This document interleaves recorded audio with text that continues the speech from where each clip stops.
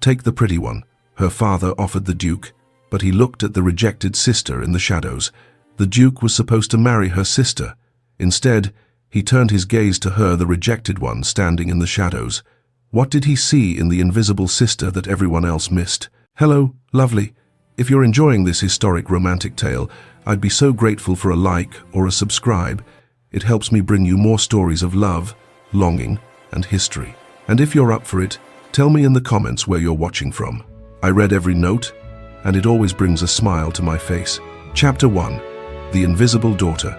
The afternoon light slanted through the library windows in pale golden streams, illuminating dancing motes of dust that drifted like tiny spirits through the still air. Lady Isabel Blackwood sat curled in the worn leather chair by the eastern window, her favorite perch in all of Blackwood Manor, with John Locke's An Essay Concerning Human Understanding open in her lap. The pages were soft beneath her fingers, edges rounded from years of handling, the leather binding cracked but comfortable in her hands like an old friend's embrace. She had just reached Locke's assertion that the mind was a blank slate tabula rasa upon which experience wrote its lessons, when the sound of carriage wheels on gravel shattered the library's peaceful silence. "She's returned. Lady Amelia has returned." The housemaid's excited cry echoed through the manor's stone corridors, followed by the rapid patter of feet.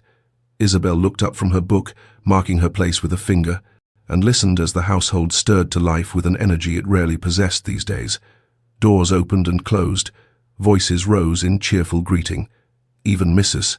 Hartwell, their aging housekeeper, could be heard hurrying down the main staircase with uncharacteristic speed.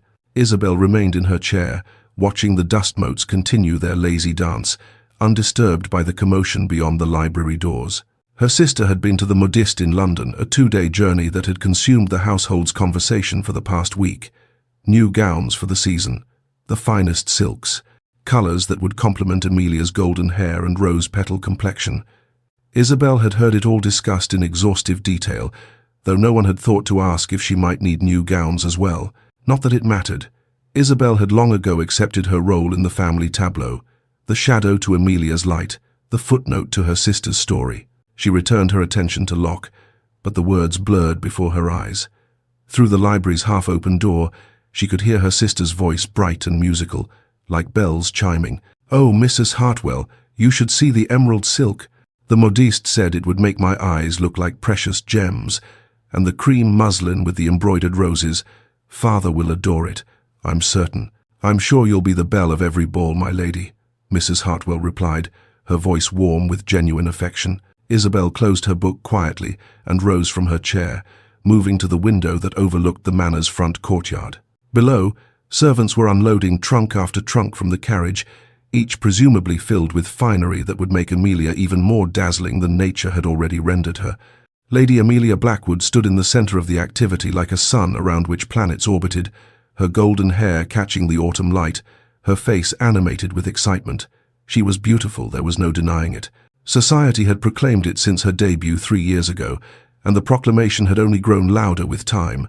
Perfect features, perfect bearing, perfect charm.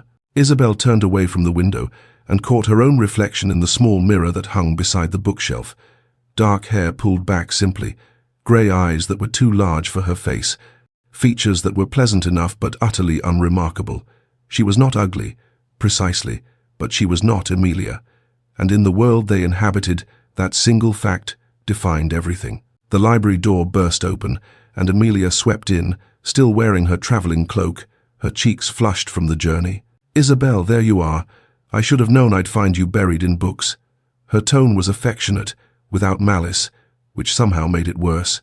"Welcome home," Isabel said, managing a genuine smile. Whatever complicated feelings she harbored about her sister, she did love her.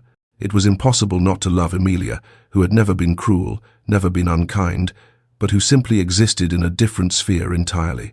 "You must come see the gowns," Amelia insisted, crossing to take Isabel's hands. "The modiste has outdone herself this time. There's a blue one that I think would suit you wonderfully. I had her make it up in your size. It will need altering, of course, but—" "That was thoughtful," Isabel interrupted gently, squeezing her sister's hands. "Thank you." Amelia's expression flickered with something guilt, perhaps, or pity, but it passed quickly. replaced by her usual bright enthusiasm. "Come then. I want your opinion on how I should wear my hair for the season's first balls." Isabel followed her sister from the library, leaving Locke behind on the chair. The manor's corridors, which had seemed so peaceful moments ago, now thrummed with energy centered entirely on Emilia's return. They passed two maids carrying hat boxes, both of whom curtsied to Emilia and looked straight through Isabel as though she were merely part of the wallpaper. She was used to it. The late afternoon found Isabel in the small parlor adjacent to her father's study, ostensibly reading but actually seeking the quiet warmth of the fire. The early autumn chill had crept into the manor's bones, and funds for extra coal were scarce, though no one spoke of such things openly. The sound of raised voices filtered through the study door. 6 months, my lord. Perhaps less if your creditors grow impatient." Isabel recognized Mr. Pembroke's voice, the family solicitor, whose visits had become increasingly frequent and increasingly grim over the past year. "There must be something," her father replied, his usually authoritative voice tight with desperation.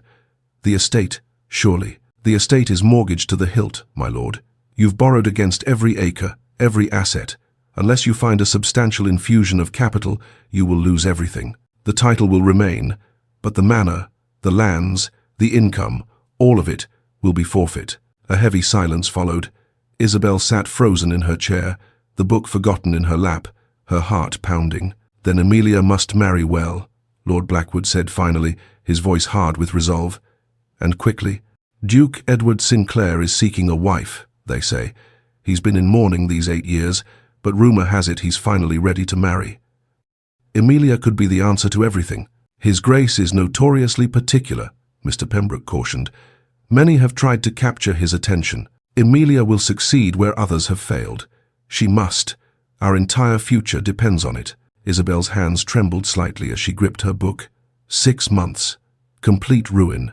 And Emilia, beautiful, charming Emilia, was to be the sacrifice that saved them all. The study door opened abruptly. Isabel barely had time to look down at her book, feigning absorption, as her father strode past the parlor entrance without so much as a glance in her direction. His face was set in hard lines, his mind clearly racing through calculations and schemes. He passed within 3 feet of where she sat and did not see her. Isabel exhaled slowly, the familiar ache of invisibility settling in her chest like a stone. Evening brought a return to the manor's usual rhythms. Dinner was a quiet affair. The family dining room felt too large for 3 people. The empty chairs, a reminder of better times when aunts and uncles and cousins had filled the house with noise and laughter. Lord Blackwood was distracted, speaking little, his gaze constantly drifting to Emilia as though seeing her anew, calculating her worth in the marriage market. Emilia chattered about London, the modiste, the ladies she'd encountered shopping. Her voice had that slightly performative quality it always carried at dinner, as though she were practicing for some larger stage. Isabel ate quietly, contributed little to the conversation, and was not missed when she excused herself before dessert. She found her way back to the library, to her chair by the window, now dark with night. Someone had lit a single candle on the side table, probably Mrs. Hartwell, who alone seemed to notice Isabel's habits and needs. She opened Locke again, but could not focus on the philosophy. Her mind kept returning to the overheard conversation, to her father's desperate words, to the impossible weight now resting on Emilia's slender shoulders. Emilia must marry well. Not Isabel. Never Isabel. The thought had never even crossed Lord Blackwood's mind that his younger daughter might be of use in solving the family's crisis. She was simply too inconsequential, too easily forgotten. Isabel had spent 22 years as a shadow in her own home, drifting through rooms without causing a ripple, existing in the margins of her family's story.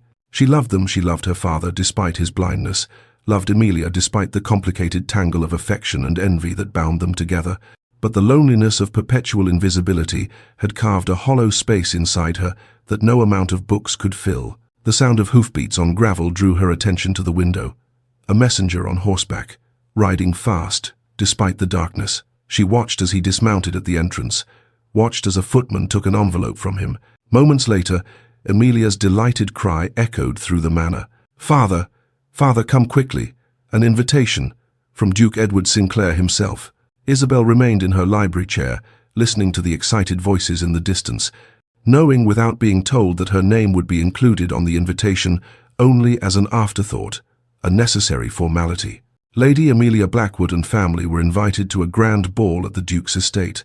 The trap was set, the game had begun, and Isabel, as always, would watch from the shadows while her sister stepped into the light. She looked down at the book in her lap, at Locke's careful reasoning about the nature of human understanding, and felt the weight of a truth the philosopher had never addressed, that understanding oneself, seeing one's own worth, meant nothing if the world had already decided you were invisible. The candle flickered in a draught, casting dancing shadows across the page.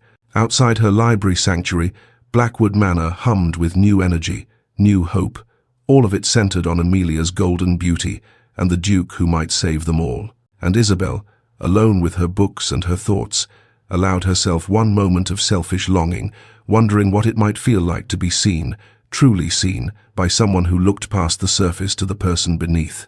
Then she closed her book, extinguished her candle, and disappeared into the darkness of the manor's corridors, a ghost in her own home. Chapter 2. The Arrangement. The week that followed the Duke's invitation transformed Blackwood Manor into a hive of frenzied activity. Seamstresses arrived at dawn and worked by candlelight into the evening, their needles flashing as they adjusted hems and took in seams. The scent of lavender sachets mixed with the sharper smell of new fabric, and everywhere Isabel turned, she encountered bolts of silk, scattered pins, and harried servants rushing from room to room. All of it centered on Amelia. The morning room had been converted into a fitting chamber, where Amelia stood on a raised platform like a statue being sculpted, turning this way and that as Madame Devereux, the modiste, fussed over the drape of emerald silk. "The neckline must be perfect, my lady," Madame Devereux muttered through a mouthful of pins. "His Grace will notice every detail." Isabel watched from the doorway, unnoticed as usual, as her sister stood perfectly still, her arms extended while two assistants adjusted the sleeves. Amelia's face was serene, almost blank the expression she wore when she retreated into herself, becoming the beautiful object everyone required her to be. "Lady Isabel?" Isabel turned to find Madame Devereux's youngest assistant, a girl barely 16, holding a dress of pale grey muslin. "For you, my lady." For the fitting. The dress was simple, almost severe in its lack of ornamentation. Isabel recognized it as the afterthought. It was made up quickly from leftover fabric, designed to ensure she would blend seamlessly into the wallpaper of whatever ballroom she occupied. The fitting took less than 10 minutes. No one fussed over the drape of her hem or worried whether the neckline flattered her complexion. The assistant marked a few adjustments with chalk, nodded, and moved on to more important tasks. Isabel caught her reflection in the standing mirror as she changed back into her day dress.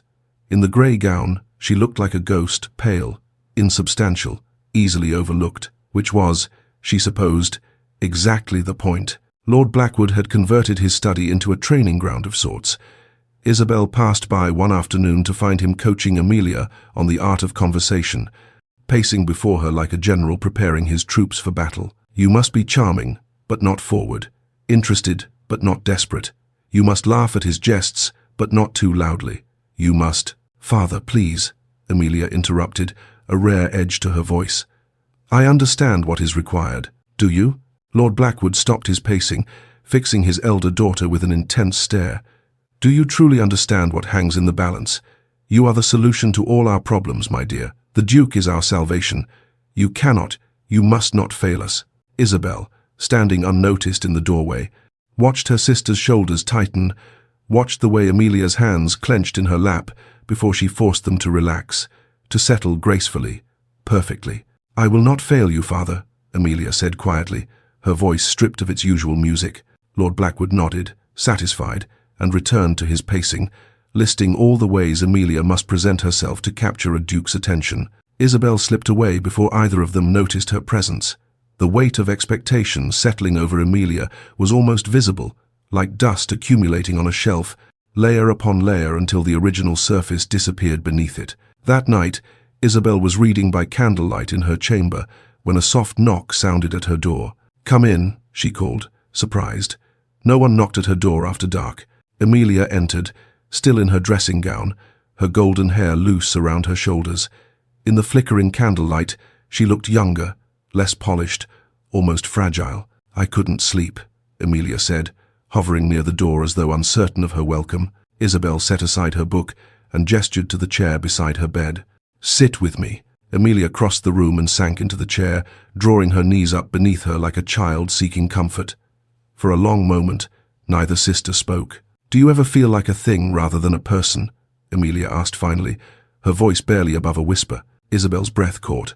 It was the most honest question her sister had ever asked her. "Yes," Isabel answered simply. "Every day." Emilia looked at her then, really looked at her, and Isabel saw something raw and desperate in her sister's eyes. But before Isabel could reach out, before she could offer comfort or solidarity, Emilia's expression shuttered. The mask slipped back into place, beautiful, serene, untouchable. "I should let you sleep," Emilia said, rising abruptly. "The week ahead will be exhausting." She was gone before Isabel could find words to call her back, leaving only the faint scent of rosewater and the echo of a vulnerability too frightening to examine. Isabel stared at the closed door for a long time before returning to her book, though the words swam meaninglessly before her eyes. The library became Isabel's refuge from the chaos consuming the manor. While seamstresses sewed and dancing masters taught Emilia the latest steps, Isabel buried herself in research. She told herself she was simply curious, but truthfully, she was starving for any scrap of information about the man who had become the center of their household's desperate hopes, Duke Edward Sinclair. The name appeared in various books and periodicals scattered throughout her father's collection. She pieced together a portrait from fragments.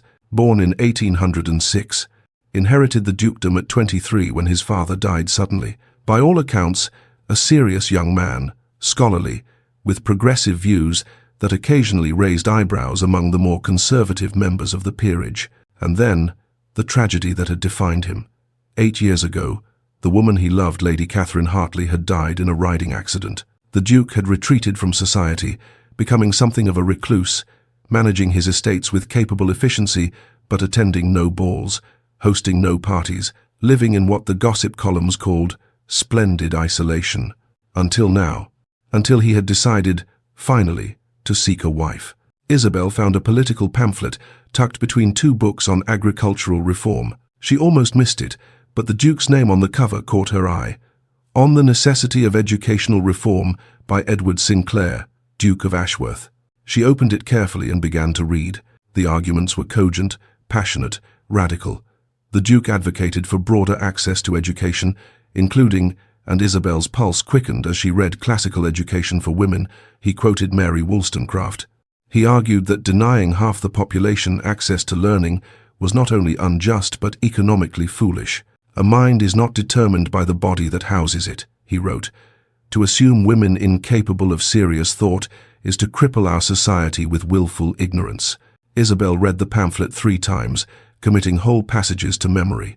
Here was a man who believed women could think, could reason, could contribute to intellectual discourse.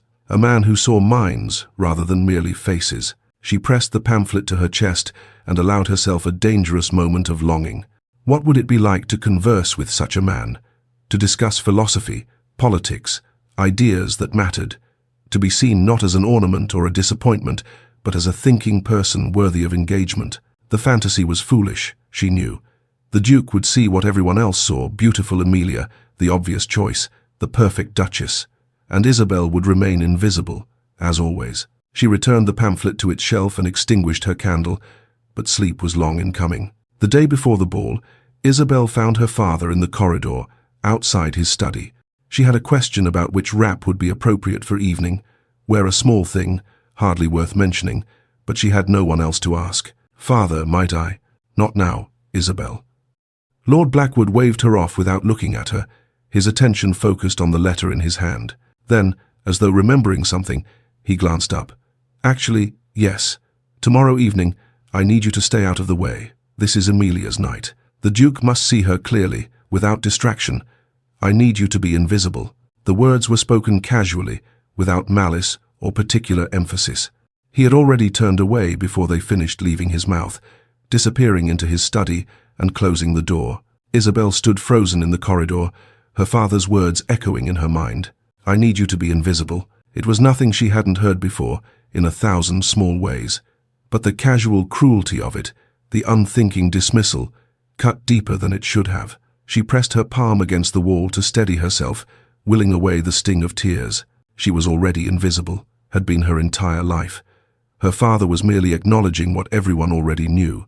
The evening before the ball, Isabel helped Emilia prepare for bed, brushing out her sister's golden hair in long, practiced strokes. Emilia sat before her vanity mirror, watching their reflections, one radiant, one ordinary, the contrast between them impossible to ignore. "You're quiet tonight," Emilia observed. "Tired," Isabel lied. The candlelight caught in Emilia's hair, turning each strand to spun gold. She was breathtaking, Isabel thought. Any man would be fortunate to win her. The Duke would take one look at this vision of beauty, and the matter would be settled. "Will you help me dress tomorrow?" Emilia asked. "I find I'm rather nervous." "Of course," Isabel said, managing a smile. "You'll be magnificent. The Duke won't be able to look away." Emilia's reflection smiled, but her eyes remained troubled. And what if that's all he sees? The surface? What if there's nothing beneath it that interests him? Isabel paused mid-stroke, surprised by the question. But before she could formulate an answer, Emilia shook her head, banishing the moment of vulnerability. "Never mind. Foolish thoughts before a ball. Help me with these pins." Isabel helped her sister prepare for bed, sorted her jewelry for the following evening, and wished her pleasant dreams. As she left Emilia's chamber and returned to her own, she carried with her a tangle of emotions too complex to name: love and envy, hope and resignation, compassion and the dull ache of knowing that tomorrow night she would watch from the shadows while her sister stepped into the light that might save them all. In her own chamber, she lay awake long into the night, thinking of a duke who believed women's minds mattered and wondering if such a man truly existed outside the pages of political pamphlets. Tomorrow, she would find out. Tomorrow, she would be invisible, as requested. And somewhere in the darkest hours before dawn, Isabel admitted to herself what she had been trying desperately to deny, that despite everything, despite logic and experience and 22 years of evidence to the contrary, a small, foolish part of her heart dared to hope. Chapter 3. The Duke's Gaze. The Duke's estate emerged from the twilight like something from a fairy story, all golden windows and elegant proportions, its classical facade illuminated by hundreds of torches that lined the sweeping drive. Isabel pressed closer to the carriage window, watching the great house grow larger as they approached, her stomach tight with apprehension. Beside her, Emilia sat perfectly still, her hands folded in her lap, her breathing carefully controlled. The emerald silk of her gown shimmered in the dim carriage light, and even in this confined space, she looked like a masterpiece painted by one of the great artists. Lord Blackwood, seated across from them, had not stopped talking since they left Blackwood Manor. "Remember," Emilia smiled, but not too broadly. "Laugh at his conversation. Ask intelligent questions, but do not dominate the discussion." And Isabel. "I know, Father," Isabel said quietly. "I'll stay out of the way." He nodded, already dismissing her, his attention returning to Emilia. "This is our moment. Do not waste it." The carriage rolled to a stop. A liveried footman opened the door, and the sounds of the ball flooded in music, laughter, the murmur of society's elite gathering for an evening of careful performance and ruthless judgment. Emilia descended first, her movements graceful, practiced. Lord Blackwood followed, then turned to hand Isabel down as an afterthought. She stepped onto the gravel drive in her pale grey gown and felt herself disappear, becoming merely part of the background against which more important people would shine. The ballroom stole Isabel's breath, despite her determination to remain unmoved. Crystal chandeliers hung from a ceiling painted with elaborate frescoes, their countless candles reflected in gilt-edged mirrors that made the room seem infinite. The orchestra occupied a raised platform at the far end, their music weaving through the conversations of ladies in jewel-toned gowns and gentlemen in impeccable evening dress. The air smelled of hothouse flowers, expensive perfume, and beeswax candles. It was too much, too bright, too loud, too overwhelming. Isabel felt the urge to flee, warring with curiosity, as Lord Blackwood guided them through the crowd, accepting greetings from acquaintances while steering purposefully toward the receiving line. And there, at the center of it all, stood Duke Edward Sinclair. He was taller than Isabel had imagined, broad-shouldered, with dark hair that fell slightly over his forehead despite obvious attempts to tame it. Handsome, certainly, but it was not his features that arrested her attention. It was the quality of stillness about him, the sense of a man who had learned to armor himself against the world. Grief had etched faint lines around his eyes and mouth, lending his face a gravity that set him apart from the younger, more carelessly cheerful men surrounding him. He moved through the obligations of hosting with quiet dignity, greeting each guest with courtesy but without the affected charm of aristocratic performance. There was something almost weary about him, Isabel thought, as though he were going through expected motions while his thoughts remained elsewhere. "Your Grace." Lord Blackwood's voice rose above the general din as he positioned himself before the Duke, Emilia at his side like a prize being presented. "May I have the honor of presenting my daughter, the finest jewel in all of England, Lady Emilia Blackwood." Emilia curtsied perfectly, her golden hair catching the candlelight, her smile luminous. Isabel, standing slightly behind and to the side, watched the Duke's expression carefully. He bowed, said something appropriate, asked Emilia to dance. Society watched approvingly as the Duke led Emilia to the floor for a waltz. Lord Blackwood beamed with satisfaction. Isabel felt her heart sink with the inevitability of it all, beautiful Emilia and the handsome Duke, the perfect match, the expected outcome. She slipped away while her father's attention was focused on the dancing couple, moving through the crowd with the ease of someone accustomed to being overlooked. The press of bodies made her anxious, the noise overwhelming, and she found herself gravitating toward the quieter edge of the ballroom. A wall of floor-to-ceiling bookcases occupied one end of the room, a curious choice for a ballroom, but Isabel blessed whoever had designed it. She approached the shelves like a drowning person reaching for solid ground. The books were real, not merely decorative. She ran her fingers along the spines, finding comfort in their familiar solidity. Philosophy, political theory, poetry, a collection that spoke of genuine intellectual curiosity rather than mere status. Her hand stopped on a slim volume bound in dark blue leather. A Vindication of the Rights of Woman by Mary Wollstonecraft. Isabel pulled it from the shelf, her heart quickening. She had read it twice, had memorized whole passages, had found in Wollstonecraft's fierce arguments a validation of thoughts she'd barely dared articulate. To find it here, in a duke's ballroom, seemed almost miraculous. She opened it carefully, finding the dedication page, then the beginning of the introduction. The words were old friends, welcoming her home. Wollstonecraft, a bold choice for a ball. The voice came from directly beside her, low, cultured, tinged with something that might have been amusement. Isabel's head snapped up, the book nearly slipping from her hands. The Duke stood not 3 feet away, watching her with an expression she couldn't quite decipher. "Your Grace, Isabel stammered, feeling heat flood her cheeks. "I apologize. I shouldn't have." "Why not?" he interrupted gently. "They're here to be read, not merely displayed." She stared at him, confusion warring with embarrassment. The dance had ended. He should be with Emilia, with her father, securing the arrangement everyone expected. Instead, he stood before Isabel in her invisible grey gown, looking at her as though she were actually worth seeing. "Have you read it?" he asked, nodding toward the book. "Yes," Isabel managed. "Twice. And what did you think?" The question was genuine, his attention fully focused on her in a way that made her feel exposed and strangely exhilarated. "I think," Isabel paused, gathering her thoughts, feeling herself slip into the familiar comfort of ideas rather than awkward social performance.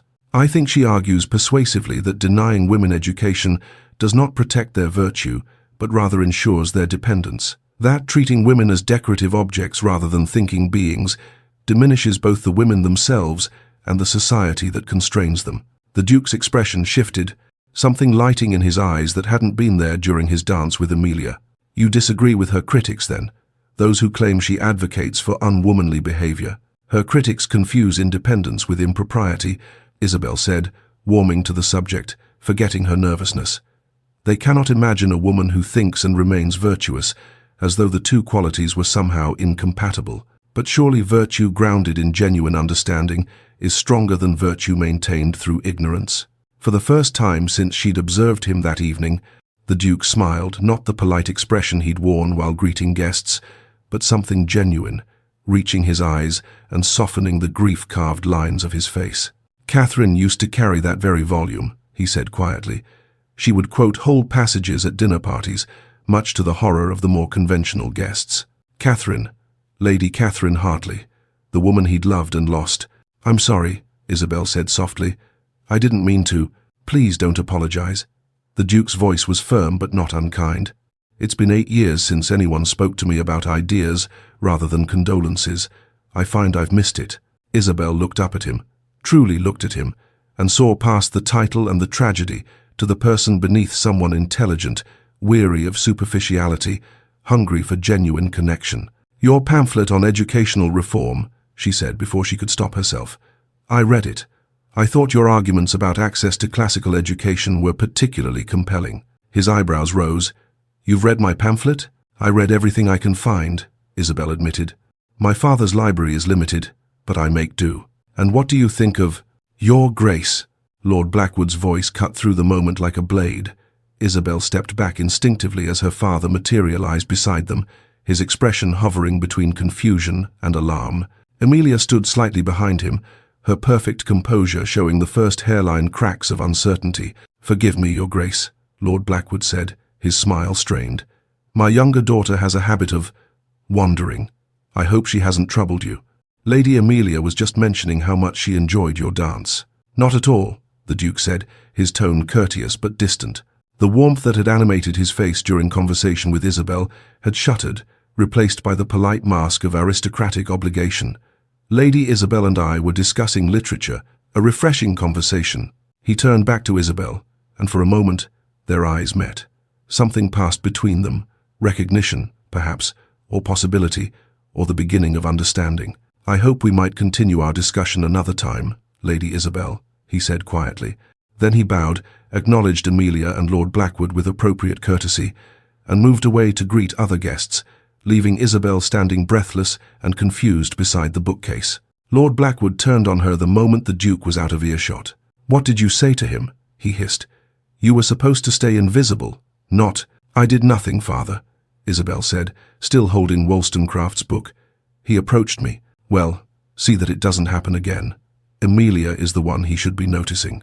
He took Amelia's arm and steered her away, already planning his next approach. Isabel remained by the bookcases, carefully returning the blue volume to its place on the shelf. Her hands trembled slightly. The Duke's words echoed in her mind. "I hope we might continue our discussion another time." Across the ballroom, she caught sight of him speaking with an elderly couple, performing his duties as host with quiet efficiency. But once, just once, his gaze swept back across the room and found her standing by the books. Their eyes met for a heartbeat. Then he looked away. Isabel pressed her palm against the bookshelf, steadying herself against the strange, electric feeling coursing through her. For the first time in her life, someone had looked at her, truly looked at her, and seen not an invisible shadow, but a person worth knowing. It was terrifying. It was wonderful. And Isabel had absolutely no idea what to do with it. Chapter 4. The Calling. The morning after the ball, Isabel woke to the sound of her father's voice echoing through the manor's corridors. "He's calling this afternoon. The Duke himself. Mrs. Hartwell, we must prepare the drawing-room immediately. Amelia, you must wear the cream muslin, no, the rose silk. It brings out your complexion." Isabel lay in bed, listening to the household erupt into joyful chaos, and tried to convince herself that the previous evening had meant nothing. The Duke had been polite. Curious, perhaps, but the conversation by the bookcase had been a momentary aberration, a brief distraction before he returned to the serious business of courting Amelia. That was the natural order of things. That was how the world worked. She rose and dressed in a simple morning gown of pale blue, then made her way to the breakfast room, where she found Amelia already seated, pushing eggs around her plate without eating. "Congratulations," Isabel said quietly, taking her seat. "Father seems certain the Duke is coming to declare himself." Amelia looked up, her expression unreadable. "Does he?" Before Isabel could respond, Lord Blackwood swept into the room, already dressed for receiving callers despite the early hour. "Amelia, you must eat something. You look pale." "Isabel." He paused, seeming to notice her for the first time. "Yes, well, you may join us in the drawing-room when the Duke arrives. It would be odd if you weren't present." How generous, Isabel thought, but kept the bitterness from her face. The Duke arrived precisely at 3 o'clock, as proper calling hours dictated. Isabel sat in the corner of the drawing-room, a book open in her lap that she wasn't reading, while Amelia occupied the place of honor on the sofa nearest the fireplace. Lord Blackwood hovered near the door, barely containing his excitement.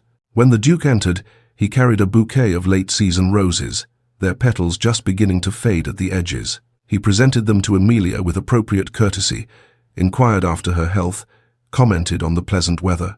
All perfectly correct, all utterly distant. Then his gaze found Isabel in her corner. "Lady Isabel," he said, crossing to where she sat. "What are you reading?" She held up the book, a volume of Voltaire's philosophical essays that she'd discovered in her father's library. "Ambitious reading for an afternoon," the Duke observed, and she could have sworn she saw amusement in his eyes. "I find Voltaire's arguments about tolerance particularly relevant," Isabel said before she could stop herself, "though I disagree with some of his conclusions about natural philosophy." "Do you?" The Duke settled into the chair beside her corner, his attention entirely focused on her response. "In what way?" And just like that, they were deep in conversation about empiricism and rationalism, about the limits of human reason, about whether true knowledge could exist independent of experience. Across the room, Amelia sat with the roses in her lap, watching. Lord Blackwood frowned, uncertain how to redirect the Duke's attention without appearing rude. The visit lasted the appropriate 30 minutes. When the Duke took his leave, he bowed to Amelia, thanked Lord Blackwood for his hospitality, and told Isabel he looked forward to continuing their discussion. The moment his carriage disappeared down the drive, Lord Blackwood turned on Amelia. "You must engage him more. Ask him questions. Show interest in his conversation." "I tried, Father," Amelia said quietly. He was speaking with Isabel. "Then you must speak louder. Be more charming." Isabel left the room before she could hear more, her book clutched against her chest, her mind spinning with confusion. The pattern repeated itself over the following 2 weeks. The Duke called every 3 days, always during proper hours, always with appropriate gifts, flowers, a book of poetry, a collection of botanical prints. He was unfailingly courteous to Amelia, attentive to Lord Blackwood, and scrupulously proper in all his conduct. But his conversations were always with Isabel. He asked about her reading. She asked about his work on educational reform. They debated the merits of various philosophers, discussed political theory, argued good-naturedly about whether poetry or prose better captured truth. Time disappeared when they spoke, the rest of the room fading until there was only the exchange of ideas, the thrill of being genuinely understood. Isabel began to anticipate his visits with a mixture of excitement and dread. Each conversation made the next separation more difficult. Each thoughtful question, each moment of intellectual connection, carved deeper into her carefully guarded heart. Amelia grew quieter with each visit, her perfect composure showing cracks like fine porcelain under pressure. She performed her role flawlessly, smiled at the right moments, offered tea with graceful hands, never showed anger or resentment. But Isabel saw the tightness around her sister's eyes, the way her shoulders tensed when the Duke turned his attention away from her. Lord Blackwood remained stubbornly oblivious, attributing the Duke's interest in Isabel to mere politeness. "He's being kind to your sister because she's here," he told Amelia after the 4th visit. "But you must work harder to capture his real attention. Be more vivacious. Laugh more. Show him what an excellent duchess you would make." Isabel wanted to scream at her father's blindness. But what would be the point?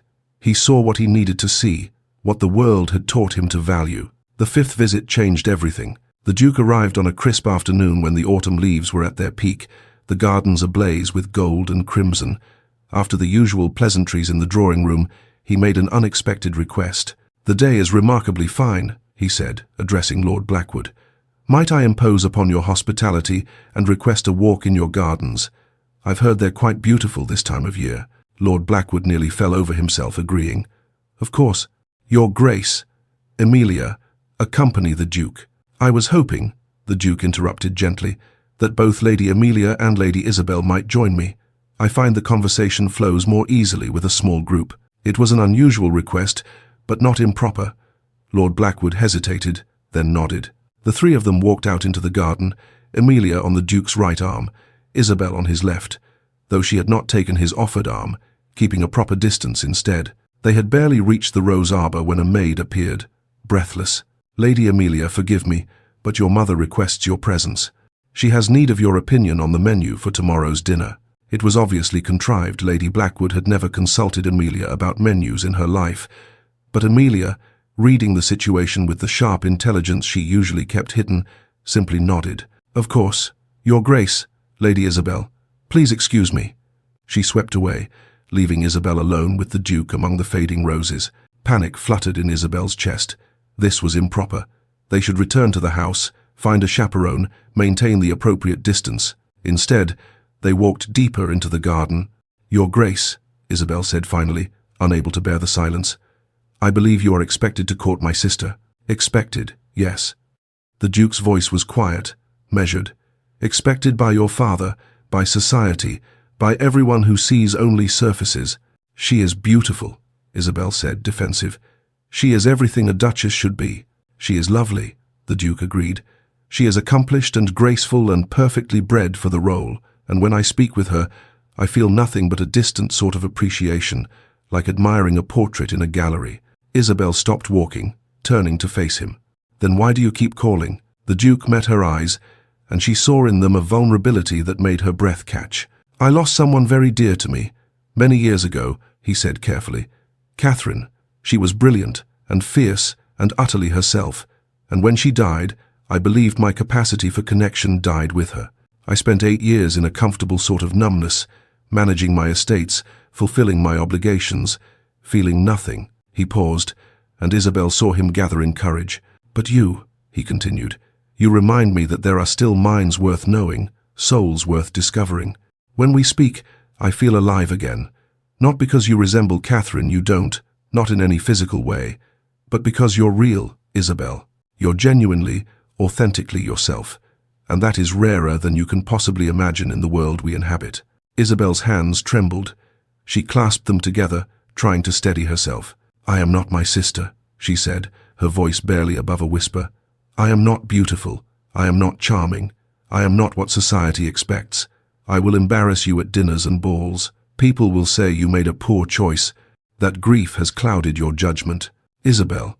The Duke spoke her name like a prayer. "No, you are something far more rare than beautiful or charming. You are real, and I find I would rather spend my life in honest conversation with someone real than in elegant silence with someone perfect." The garden seemed to hold its breath around them. Fallen leaves crunched softly beneath their feet. The scent of late roses hung in the cooling air.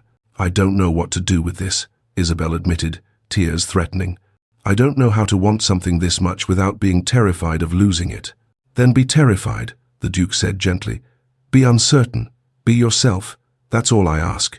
The sound of footsteps on gravel interrupted them. Lord Blackwood, probably, come to ensure propriety or to redirect the Duke's attention back to Amelia. The Duke stepped back, restoring proper distance. "I should return you to the house." They walked in silence, but everything had changed. Isabel felt it in the way the air moved around them, in the careful space the Duke maintained between them that somehow felt more intimate than touching. That night, Isabel stood at her bedroom window, watching the Duke's carriage disappear down the darkened drive. The lamp in his carriage cast a warm glow that faded into the darkness, and she pressed her palm against the cold glass. For 22 years, she had been invisible. For 22 years, she had told herself that invisibility was safety, that not being seen meant not being hurt. But now someone saw her, really saw her, and the terror of being seen warred with a desperate, dangerous hope. What if? The question hung in the darkness like a prayer. What if someone could love me not despite who I am, but because of it? Isabel rested her forehead against the window and let herself imagine a future she had never dared to dream. Chapter 5. Truths and Fractures. 3 weeks after the ball, Isabel woke to whispers. She had come downstairs early, seeking the quiet of the morning before the household fully stirred. When voices drifted from the servants' hall, the door left slightly ajar.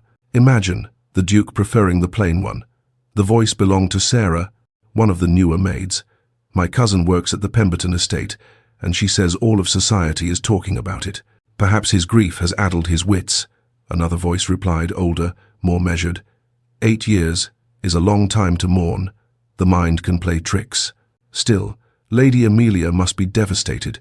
To be passed over for her own sister. Isabel's hand tightened on the banister.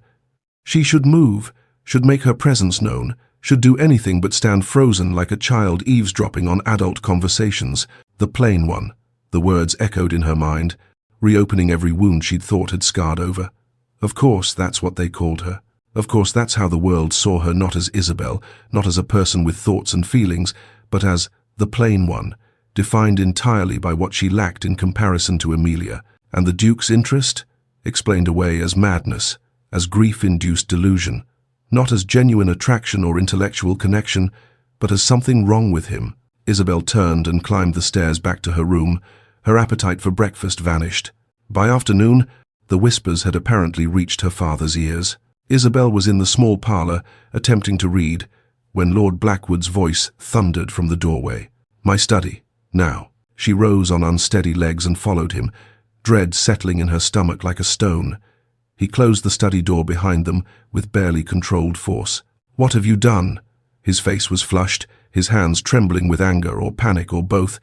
3 weeks, Isabel. 3 weeks of the Duke calling, and only now do I understand what's been happening under my own roof. Father, you have been sabotaging your sister's future. He paced before his desk like a caged animal, deliberately engaging him in conversation, displaying your learning like some kind of blue-stocking, distracting him from the purpose of his visits. The purpose of his visits? Isabel's voice rose despite her intention to remain calm. He calls because he wishes to. He speaks with me because he chooses to. I have done nothing but answer his questions honestly. Honestly, Lord Blackwood spat the word. You will cease these intellectual displays immediately. When the Duke calls, you will remain silent. You will let Amelia shine as she should. You will remember your place in this family. Something inside Isabel cracked. 22 years of being overlooked, of being invisible, of never being quite enough, it all came pouring out. My place? She faced her father squarely, tears threatening but her voice steady. And what is my place, father? To sit quietly in corners, to make myself smaller so Amelia can appear larger. I have done nothing but be myself. Perhaps that is the problem. I have never been enough for this family. Lord Blackwood stared at her as though seeing a stranger. You are being hysterical. I am being honest, Isabel interrupted. For the first time in my life, someone sees me, actually sees me, not as Amelia's shadow, not as the disappointing second daughter, but as myself. And you cannot bear it, because it doesn't fit your plans. Our family is facing ruin. Lord Blackwood's voice cracked. Amelia must marry well. She must save us. You have no right to interfere. I have every right to exist, Isabel shouted, shocking them both. I have every right to be seen, to be wanted, to matter. The silence that followed was deafening. Isabel turned and fled before her father could respond, before the tears could fall, before she said something that would shatter their relationship beyond repair. She found refuge where she always did, in the library, in the worn leather chair by the window, surrounded by books that had been her companions when people failed her. The tears came then, hot and bitter. She pressed her face into her hands and let herself break. Let the pain of being the plain one, of being told she was sabotaging her sister's happiness simply by being herself, wash over her in waves. She didn't hear the door open, didn't notice she wasn't alone until a handkerchief appeared in her field of vision. Here, Amelia said softly.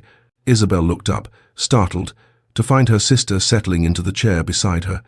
Amelia's perfect composure showed cracks, her eyes were red-rimmed, her hands twisting in her lap. I heard father shouting, Amelia said. Half the house heard him. I'm sorry, Isabel managed, wiping her eyes. I never meant to. Don't, Amelia's voice was firm. Don't apologize. Not for this. They sat in silence for a long moment, the afternoon light slanting through the dusty windows, illuminating the space between them. I have been jealous of you, Isabel, Amelia said finally, her voice barely above a whisper. Isabel stared at her sister. Of me? You who have everything? Amelia laughed, but it was a broken sound. Everything? I have been a thing, Isabel.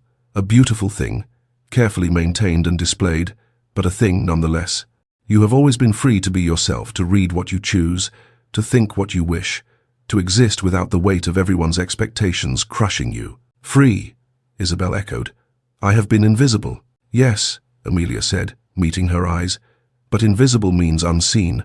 I have been seen constantly, but never truly known. Do you understand the difference? Isabel saw tears tracking down her sister's perfect face, the first genuine emotion she'd witnessed from Amelia in years. 3 years ago, Amelia continued, her voice shaking, I fell desperately in love with Captain Thomas Ashford.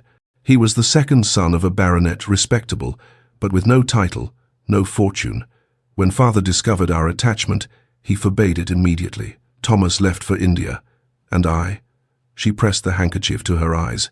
I have been dying slowly ever since. Every ball, every suitor, every performance of being the perfect daughter, it's been a kind of living death. Amelia, Isabel breathed, reaching for her sister's hand. "The Duke should choose you," Emilia said fiercely. "You make each other come alive.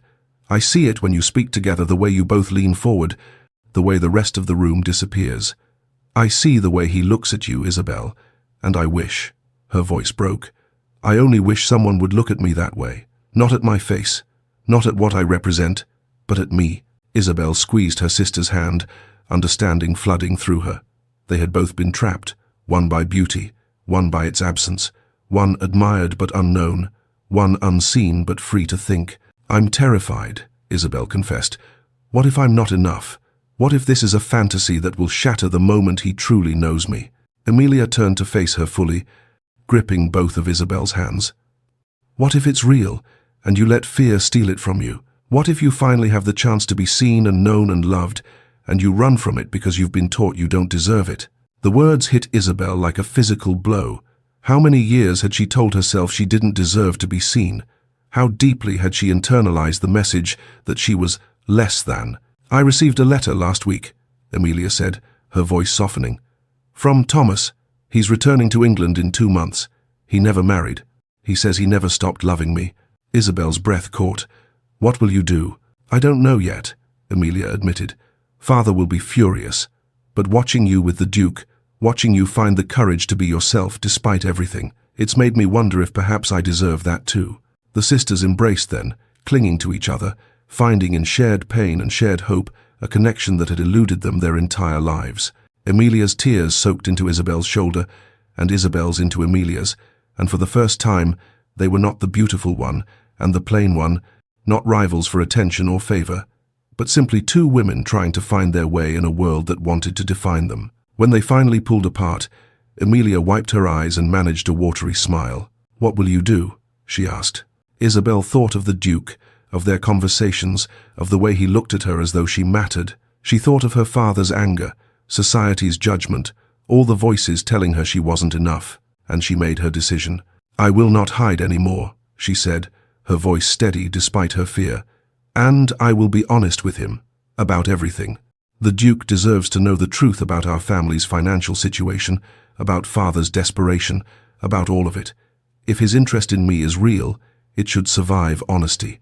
Emilia nodded. "And if father tries to stop you? Then I will finally stop being invisible by choice," Isabel said. "I have spent 22 years making myself small to fit into spaces that were never meant for me. No more." They sat together as the afternoon light faded, two sisters who had finally seen each other clearly, finding strength in solidarity.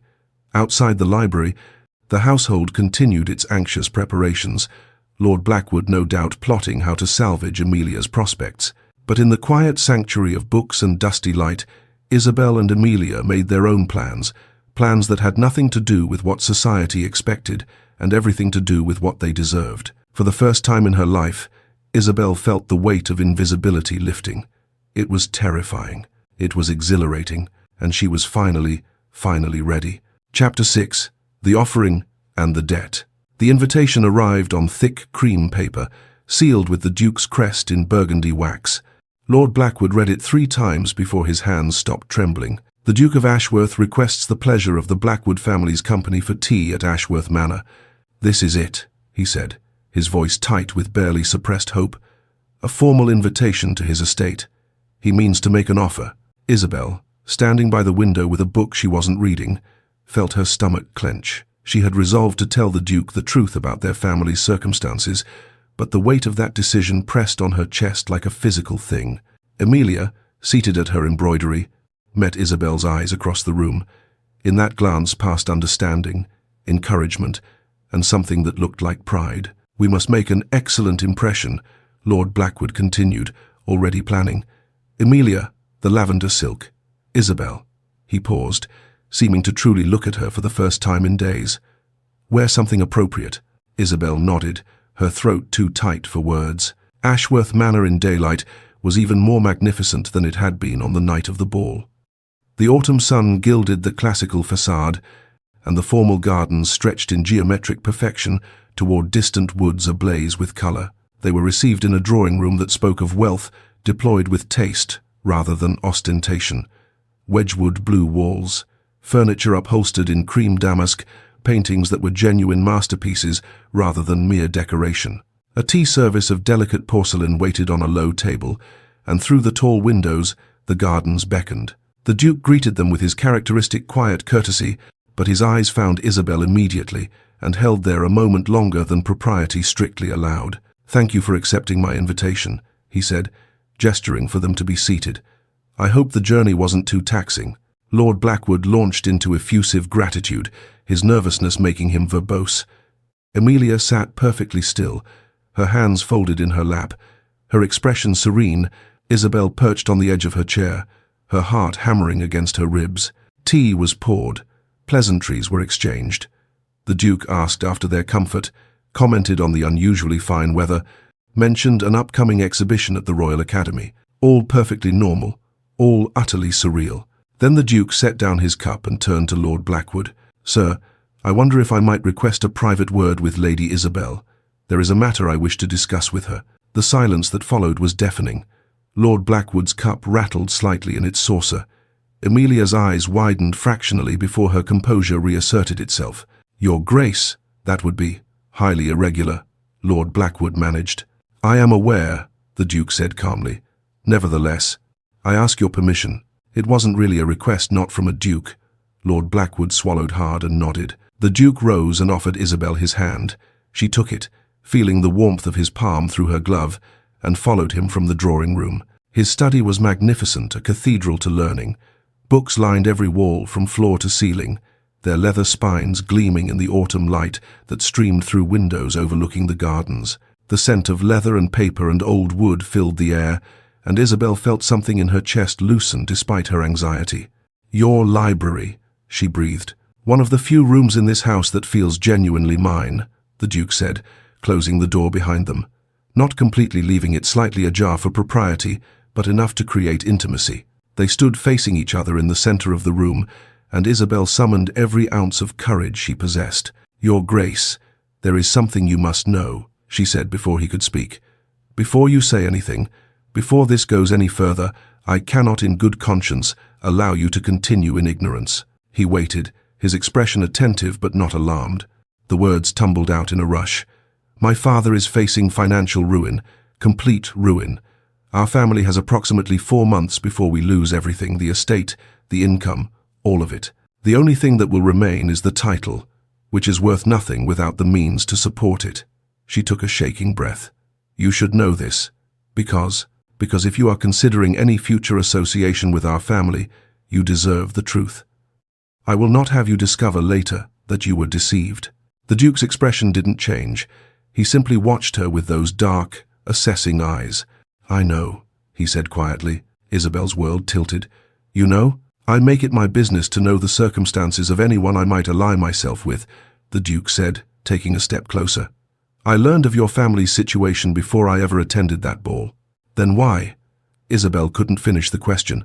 Her mind spun with implications. The Duke moved closer still, near enough that she could see the fine lines around his eyes, the slight imperfection where an old scar marked his left eyebrow. "Because financial circumstances have nothing to do with the worth of a person's mind, heart, or soul," he said, his voice low and intense. "I did not come to that ball seeking a transaction, Lady Isabel. I came because I have been alone for 8 years, and I was weary of loneliness. I came hoping to find, I don't know what I was hoping for, but I found you." Isabel's hands trembled. She clasped them together to still them. "But I will not court you under false pretenses," the Duke continued. "I want to help your family not as payment for your hand, not as leverage or obligation, but because it is within my power to do so, and because your father's desperation has trapped both his daughters in cages they didn't build. I cannot let you solve our problems," Isabel said, her voice breaking. "It wouldn't be right. It would mean I came to you because of money, because of necessity." "Then don't let me," the Duke interrupted gently. "Let me solve them for Emilia's sake, for your mother's sake, for the servants who would lose their positions. What happens between us should be separate from financial obligation. I want your choice to be free, Isabel, genuinely free." No one had ever offered her freedom before. The concept was so foreign that she couldn't quite grasp it. "Free," she echoed. "I am not proposing," the Duke said, and she heard vulnerability in his voice. "Not yet. I am asking if you would allow me to court you properly." with no debts between us, no obligations, no pressure, just possibility. Just two people discovering whether what we found in conversation might grow into something more. The study was very quiet. Through the windows, Isabel could see gardeners working in the distance, autumn leaves drifting down like golden rain. The world continued, oblivious to the fact that her entire life was reordering itself in this moment. "I am terrified," she whispered. "I know," the Duke said. "So am I. What if I'm not enough? What if society's judgment proves too much? What if, Isabel," he spoke her name like a benediction, "what if you are exactly enough?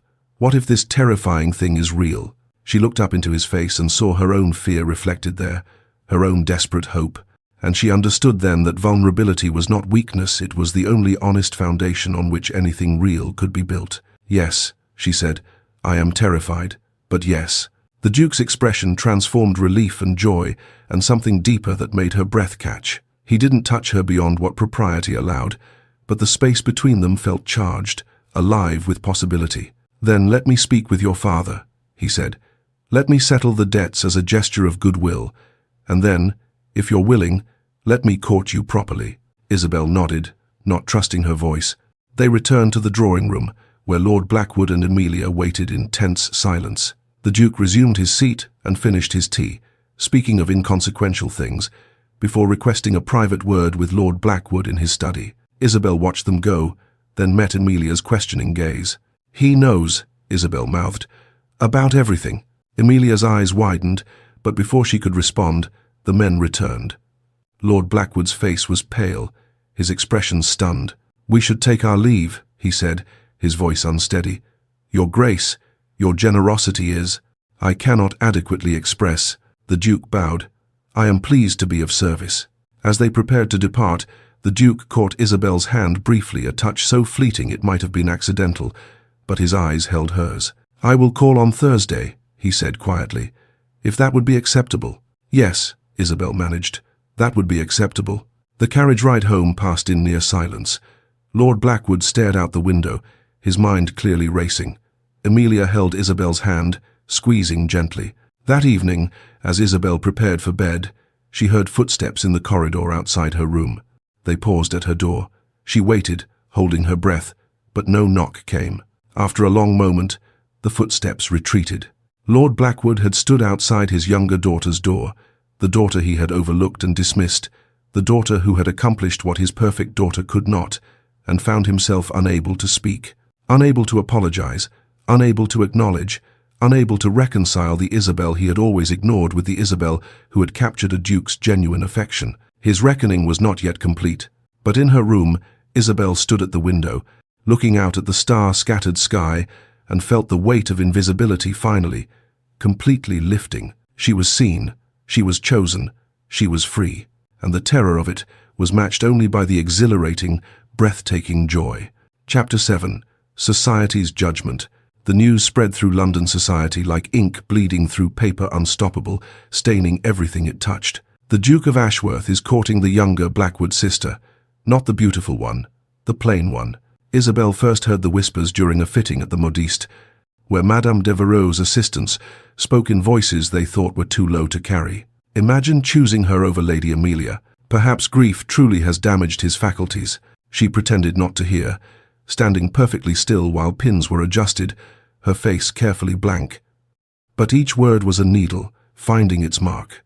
By the time Lady Hartfield's garden party arrived 3 days later, the gossip had reached a fever pitch. Isabel had considered feigning illness to avoid attending, but Amelia had taken her hand that morning and said simply, "We face them together." So Isabel, dressed in a gown of soft blue, not grey this time, not invisible, and went to face society's judgment. The Hartfield estate gardens were magnificent in the autumn afternoon, all golden light and precisely manicured hedges. Ladies in their finest gowns clustered like exotic birds beneath silk canopies, while gentlemen stood in groups discussing politics and horses. Servants circulated with champagne and delicate pastries. It should have been beautiful. Instead, it felt like stepping into an arena. The whispers started the moment Isabel and Amelia descended from their carriage. Not even whispers, really conversations held at volumes, clearly meant to be overheard. The plain sister ensnared him somehow. A woman in peacock blue said to her companion, her voice carrying across the lawn. Perhaps she used some art. Women have ways, you know. I heard the Duke's judgment must be impaired by grief, another replied. 8 years of mourning would disorder anyone's mind. Isabel felt each word like a physical blow, but she kept her chin high, her hand steady on Emilia's arm. They moved through the garden, accepting greetings that ranged from genuinely warm to coldly perfunctory, navigating a social battlefield where every smile might conceal a blade. Then Lady Pemberton materialized before them. She was a formidable woman in her 60s, a society matriarch whose approval or disapproval could make or break a debutante season. Her steel-grey gown matched her eyes, and her expression combined pity with something sharper. "Lady Isabel," she said, her voice honey-sweet and venomous, "might I have a word?" It wasn't really a request.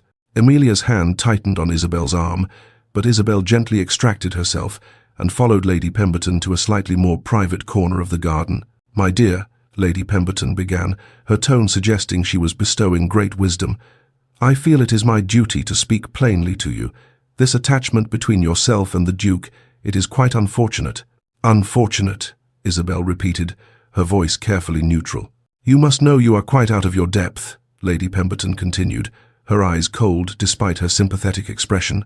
"The Duke requires a wife who can represent his position with grace and beauty, someone who can shine at state dinners, who can navigate the highest circles of society without embarrassment. Surely, you see, you are not suited to such a role."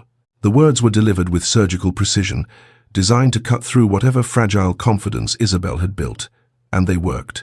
Isabel felt her carefully constructed composure cracking, felt the old familiar shame rising like a tide. "Lady Pemberton," she began, but her voice wavered. "My sister," Emilia said, appearing at Isabel's side like an avenging angel, "possesses more grace in her smallest gesture than most women achieve in a lifetime. The Duke's judgment is impeccable, it is society's that I question." The pronouncement rang across the garden, conversations stuttered to a halt, heads turned. Lady Pemberton's expression froze in shock. "Lady Emilia, surely you cannot—" "I can and I do," Emilia said, her voice carrying the authority of someone who had spent her life as society's darling and no longer cared to maintain that position. "My sister has been overlooked her entire life by people too shallow to see past surfaces. If the Duke is wise enough to recognize her worth, then he is a better judge of character than anyone present." She turned to Isabel, whose eyes were swimming with tears. "Come, the air here has grown stale." They walked away together, leaving Lady Pemberton speechless and society buzzing with this new development. But Isabel made it only to the edge of the garden, to a secluded path lined with late blooming roses, before she broke. "I cannot do this," she gasped, pressing her hands to her face. "Emilia, they are right. I am not beautiful enough, not polished enough. I will embarrass him. I will be a liability. He should choose someone else." "Isabel," the Duke's voice cut through her spiral.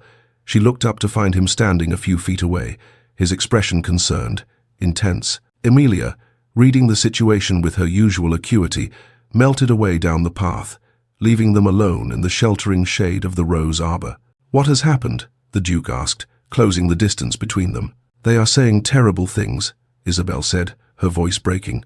"That you are mad, that I have trapped you somehow, that I am completely unsuited to be your wife. Look at me, Isabel." It was the first time he had used her given name.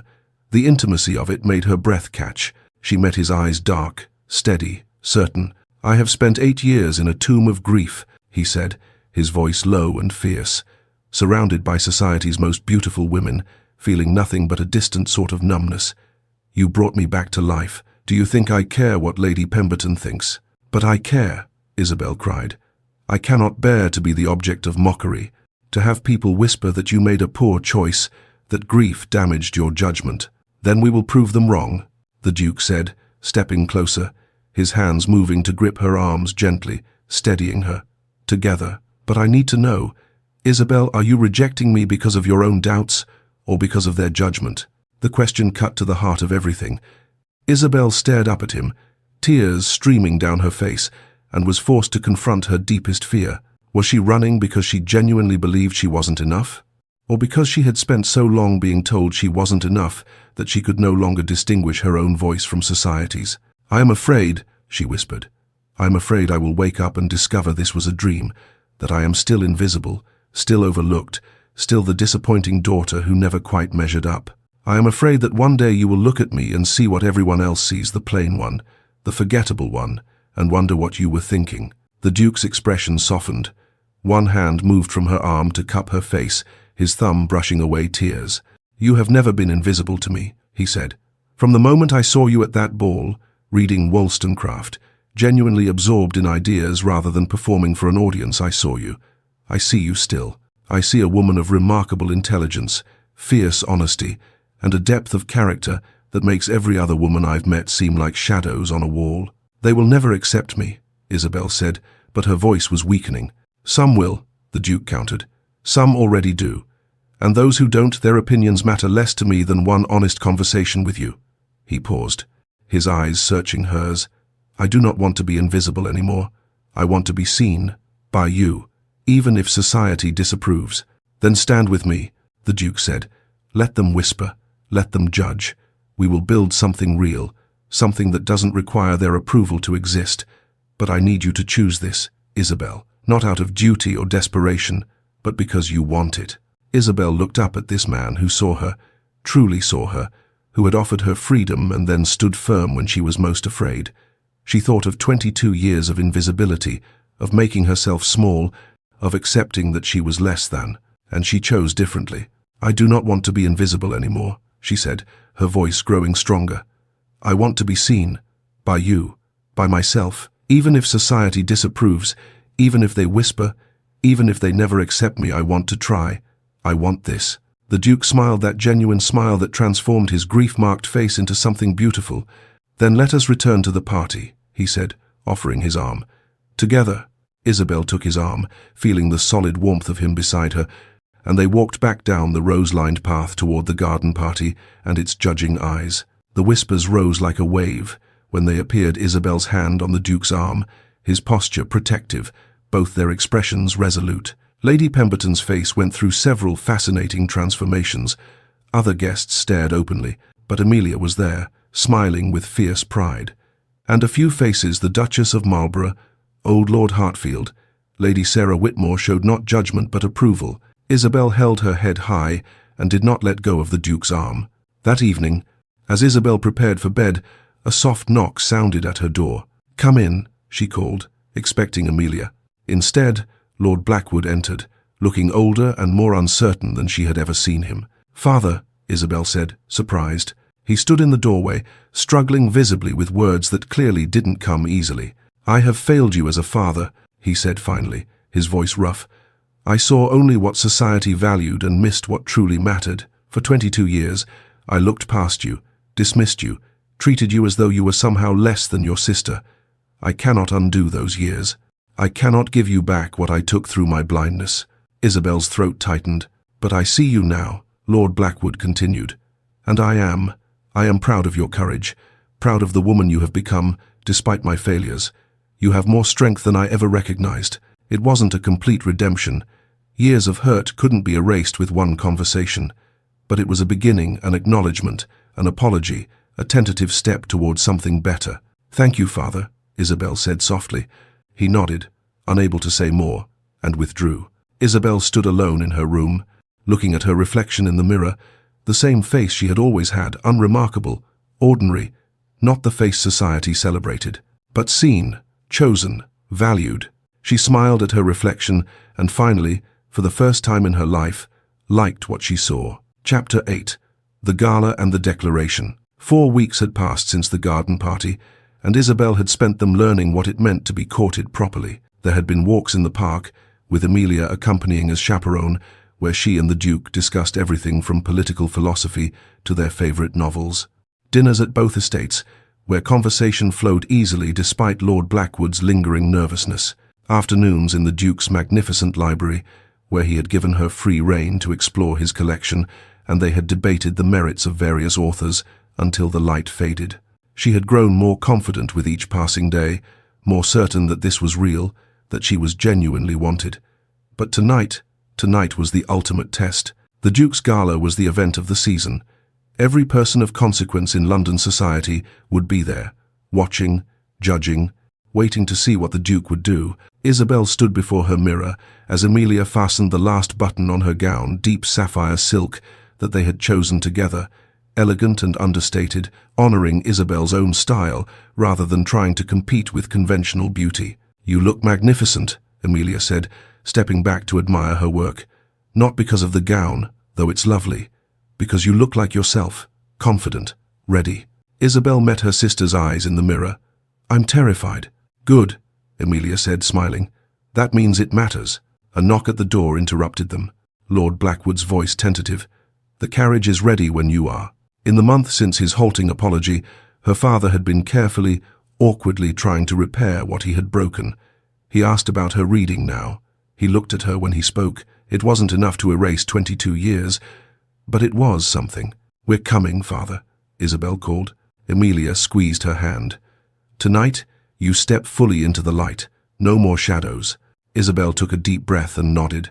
Ashworth Manor blazed with light, every window golden, the drive lined with torches that turned the approaching carriages into a procession of fire. The sound of music and laughter drifted across the grounds, and Isabel felt her heart hammering against her ribs. The weight of hundreds of eyes found her the moment she entered the ballroom. She had expected it, had prepared for it, but the reality still stole her breath. Society's elite turned to observe the Blackwood family's entrance, conversations pausing mid-sentence, fans stilling mid-flutter. The whispers began immediately, not cruel now, but curious, speculative. The Duke's choice. The plain sister, the one who somehow captured him. Then the Duke was there, crossing the ballroom with purpose, his eyes finding Isabel immediately, as though everyone else had ceased to exist. "Lady Isabel," he said, bowing formally.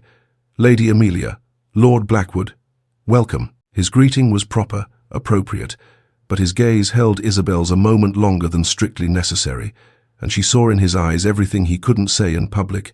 "You're here, you came, you're magnificent." The evening progressed in a blur of introductions and conversations. Isabel navigated the social waters with growing confidence, no longer trying to disappear into corners. Some guests remained cool, disapproving. Others were curious, asking thoughtful questions, genuinely interested in this woman who had captured the Duke's heart. A few were openly supportive. The Duchess of Marlborough, ancient, formidable, respected by all, approached Isabel during a lull in conversation.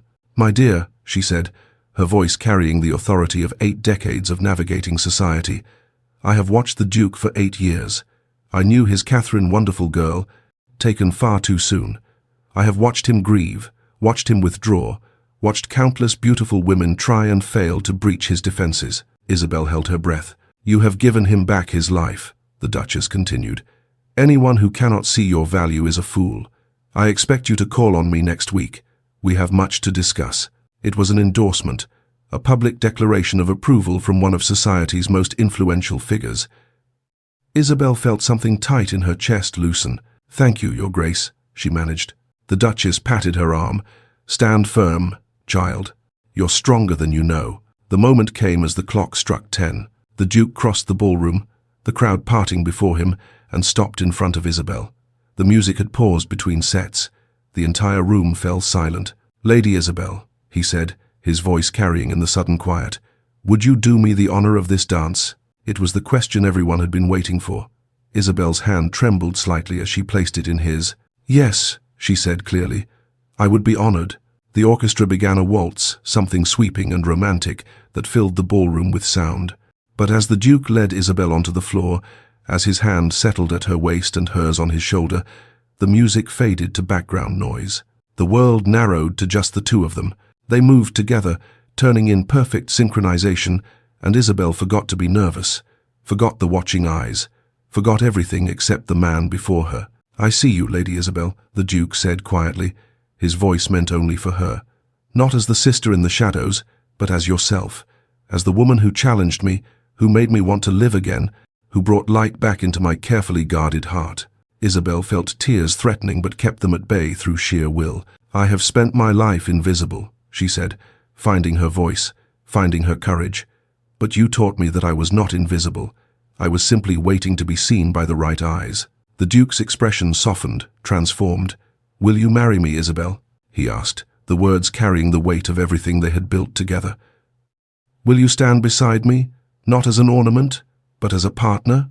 Will you challenge me, debate with me, build a life of substance with me? The ballroom seemed to hold its breath. Isabel looked up at this man who saw her, truly saw her, who had offered her not just love but freedom, partnership, genuine equality. Yes, she said, her voice clear and certain, no longer afraid. I choose myself, and I choose you.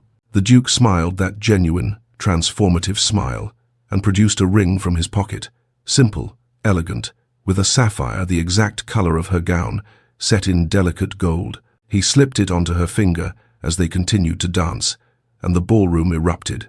Applause thundered through the space, even from those who had disapproved, even from those who had whispered cruel things.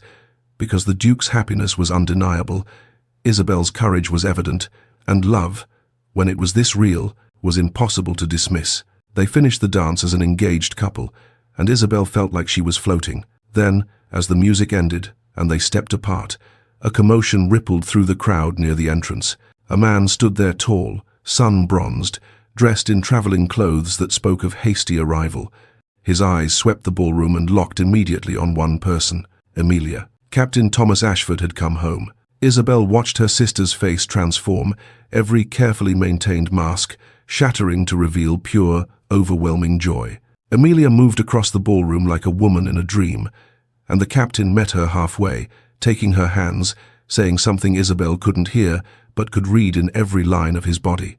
I never stopped loving you. The Duke leaned close to Isabel. I tracked him down 3 weeks ago, he whispered, sent a letter explaining the situation. He was already booking passage home when my letter arrived. He'd been planning to return for months, gathering the courage to win her back. Isabel looked up at her fiancé with wonder. You did this?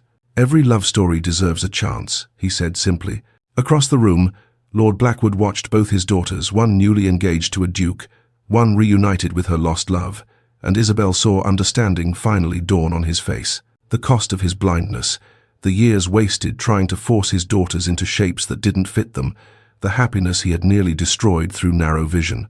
He met Isabel's eyes across the ballroom and nodded, not forgiveness earned, but acknowledgement given. The gala continued, but now 2 love stories were blooming amid the music and champagne and society's fascinated whispers.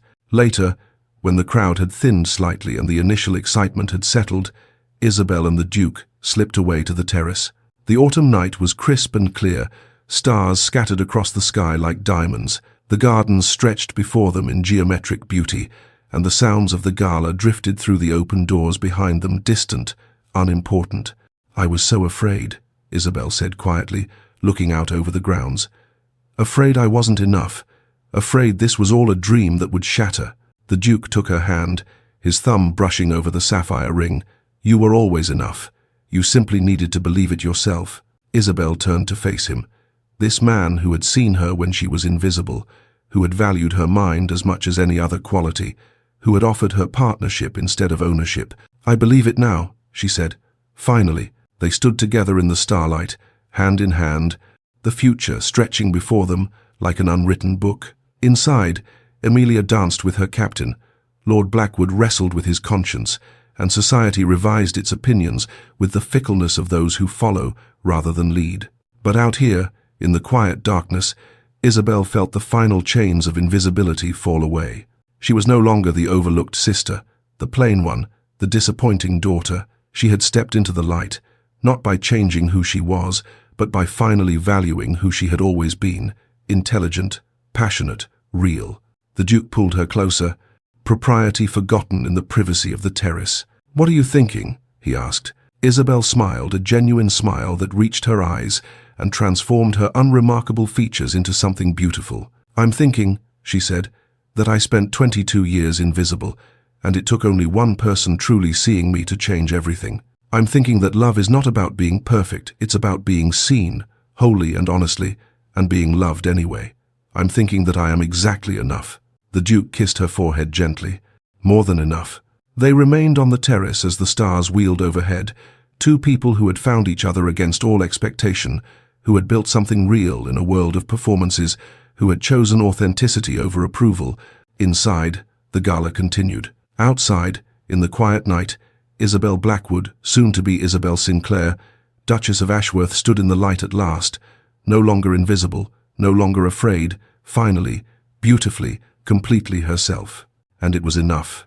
It was more than enough. It was everything. And so, dear listeners, Isabel Blackwood stepped out of the shadows and into a love that saw her true worth. Sometimes the greatest love stories aren't about being chosen despite our flaws. They're about being cherished because of our authentic selves. If this story touched your heart, please show your support by hitting that like button. It helps more people discover these tales of hope and unexpected romance. Subscribe to Lyra's Romance Stories and ring the notification bell so you never miss our next journey into love, courage, and happy endings. What did you think of Isabel and the Duke's story? Have you ever felt invisible, only to be truly seen by someone special? Share your thoughts in the comments below. I read every single one, and I love hearing how these stories resonate with you. And if you're craving more historical romance with strong heroines who refuse to be defined by society's expectations, check out the story in the card above. You'll love it. Until our next story, remember, you are not invisible. You are simply waiting to be seen by the right eyes. And when that moment comes, have the courage to step into the light. This is Lyra, reminding you that true love sees the soul, not just the surface. Sweet dreams, and I'll see you in the next story.